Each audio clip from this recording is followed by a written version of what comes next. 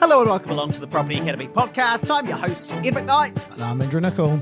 And today on the show, we're talking about the winners and losers from the government's recent RMA reform. This is the reform that is going to lead to more building here in New Zealand. And look, there are winners, there are losers, and there are opportunities. So we are going to take you through what these are in today's episode. But it is important to note that these new laws aren't expected to be brought in. These standards won't be brought in until August 2022. So we've got a bit of time. We've got 10-ish months before these rules come in. But let's get prepared to understand who's going to win and who is going to lose. Andrew, take it away with number one. For the winners of this new reform, the people who own inner city standalone sectors, houses or sections. So if you've got something that's within 10 to 15 kilometres of the city centre, you're probably going to get a significant uplift in, you're probably going to see a significant uplift in value over the next wee while. The losers, on the other hand, are all those people that were wanting to buy inner city standalone houses. So if you're a first home buyer and you're thinking, right, I've saved up my deposit, I'm going to buy in Addington now a standalone house and I've seen it, you bet your bottom dollar that the person going to sell it is probably going to sell to someone maybe that's willing to pay a little bit more now because they can put 3 townhouses on it. And this is a zoning change that is one-off and unexpected. So what that creates is a land value shock. So it means the land component of what you're selling, if you are selling, is going to go up in value, and whilst the house stays the same. So anyone that does own those standalone houses are going to be instantly better off with instant capital growth that's come from just a policy change. And inner city houses are expected to see the greatest land value shock than standalone houses on the outskirts, because generally speaking, if you're in the outskirts or in the outer suburbs, you're probably going to not see 3-story townhouses built in those areas. Similarly, the people who are going to win are people whose zoning has actually changed, whereas the losers are going to be people who own undeveloped terraced housing or mixed housing zones. So when Andrew is describing this land value shock, the way that PricewaterhouseCoopers and Sense Partners, the people who wrote the 150-page document which outlines essentially who the winners and losers are and what the benefits and costs of this policy is, what they found is that after the Auckland Unitary Plan came in, there was about 75% capital growth. There was still an enormous amount of capital growth between when the Auckland Unitary Plan was introduced in terms of when it was announced and then when it actually came in. So between 2014 and 2017. And between that time, standalone properties that were still in the single housing zone, so where the zoning hadn't changed, they saw about 75% uplift in the value of their properties. Enormous. But people who saw the zoning change, where it went from single home or some other zoning towards multi properties, so terraced housing and apartments, they saw, if it was close to town, almost 150% capital growth. So naturally, people whose zoning will change from single housing to being able to build 2 or 3 houses on that property now, they're going to see a significant uplift.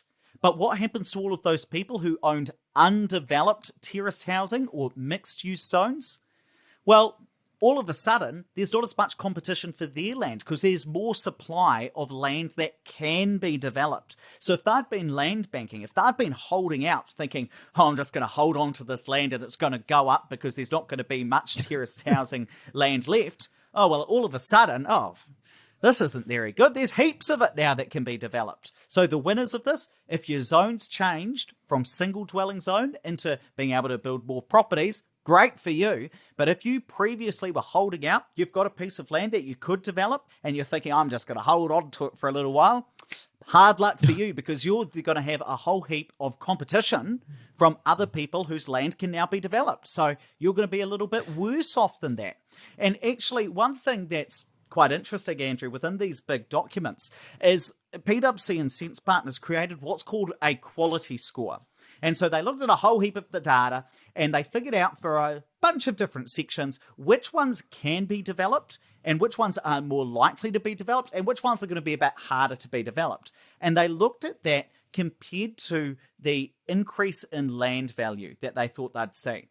Well, what do we expect to see? Well, if your property is 10 kilometres, 15 kilometres from Britomart, if we're talking in Auckland now, or 10 to 15 kilometres from the centre of the other cities that are affected by this, well, if you currently were only in single housing area, you're going to see a significant increase in the value of your land.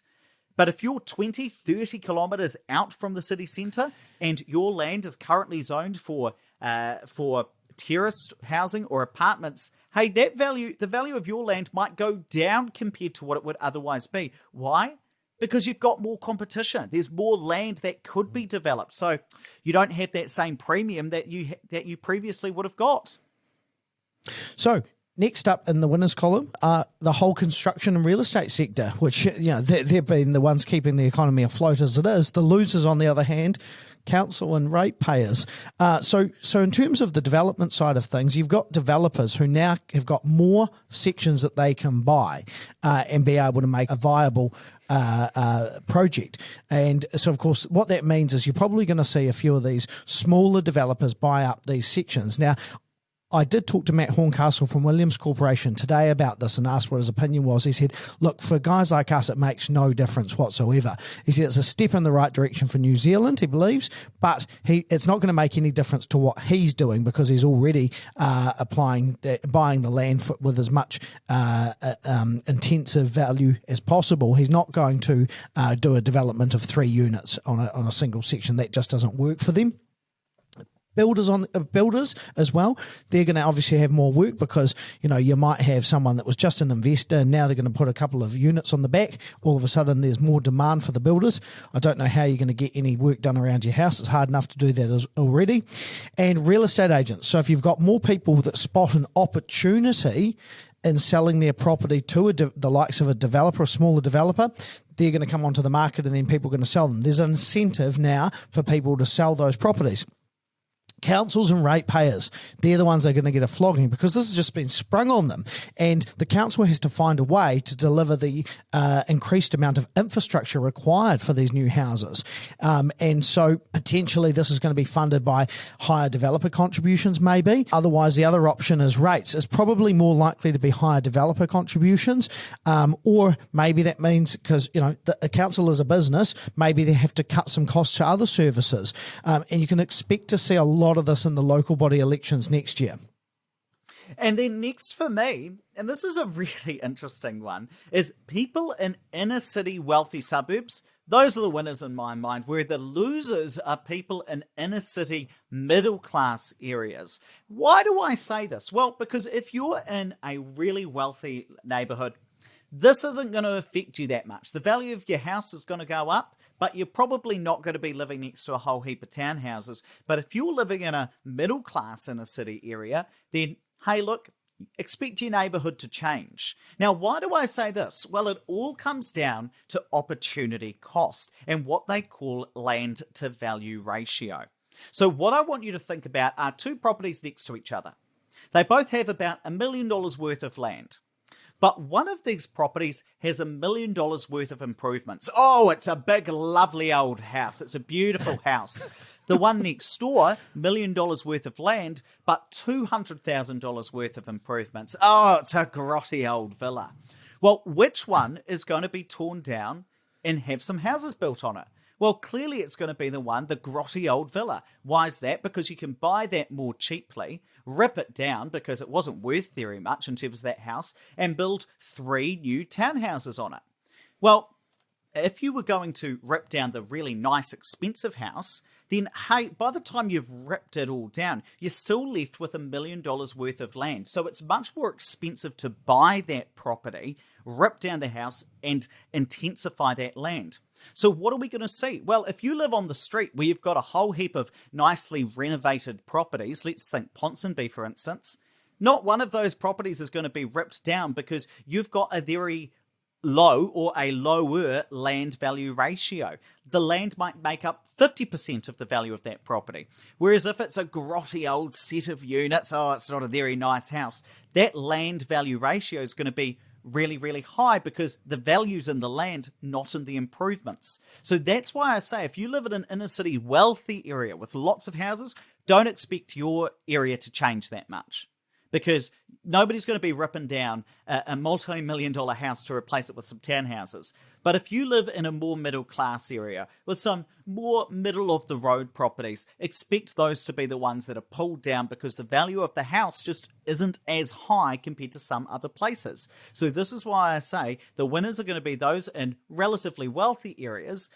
The losers are going to be people who currently live in more middle-class areas and like the current character of their neighbourhood. So the final winner is people that are not yet in the market, because there is going to be more supply in theory. Now, I do think that maybe this is not going to be as big as perhaps some people think it will be, and that's purely because of Matt Horncastle's comment of, hey, the big developers who have actually got the ability to get supplies right now, it's not going to change their business.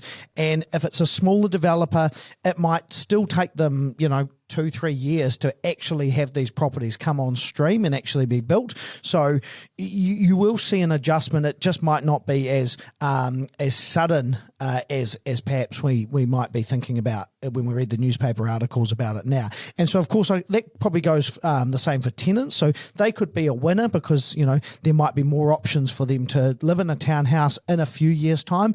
But again, I wouldn't be banking on that being massive and thinking that you're going to get any major reduction in rent, because, of course, there's a whole lot of extra cost for landlords at the moment that's still going to put upward pressure on the rental market. So whilst I think that these are, potential winners, I guess we'll see how much of an effect that has over the coming years when we're doing episode number 1500.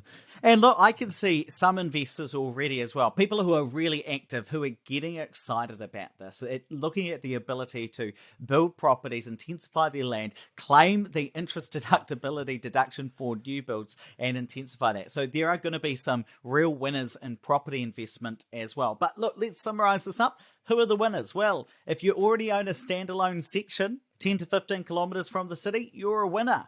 If your zoning's changed, you're going to be a winner. If you're somebody who is currently operating the construction or real estate sector, ching, ching, ching, winner, winner, winner, chicken dinner. I messed it up. Sorry, Andrew. It's winner, winner, chicken dinner. There were too many winners in there. I know it is. I'm just glad that we're filming this one, because you've done a lot of very extreme actions today, a bit of dancing and everything. Well, I'm not finished doing all my winners, apart from myself, of course. People in inner city wealthy areas, you're going to be a winner. And if you're not in the market yet, hey, could be a winner as well. But there are going to be some losers from this.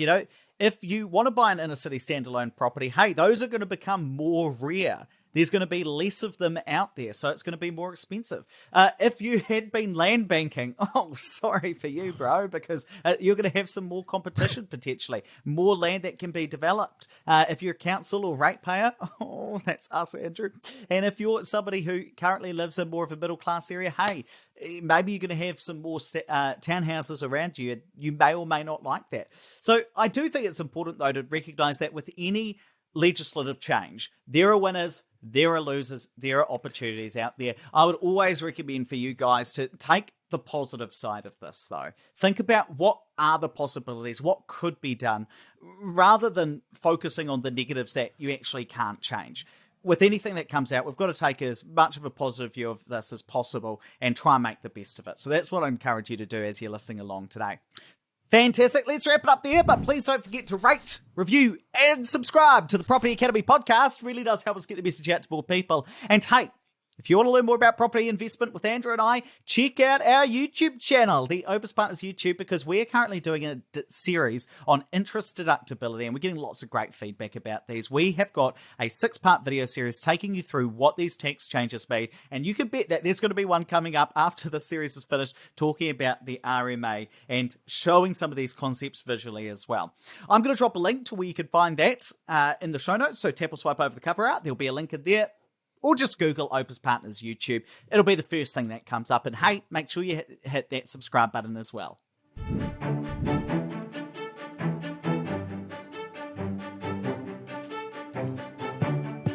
Thanks for listening to the Property Academy podcast. I'm your host, Ed McKnight.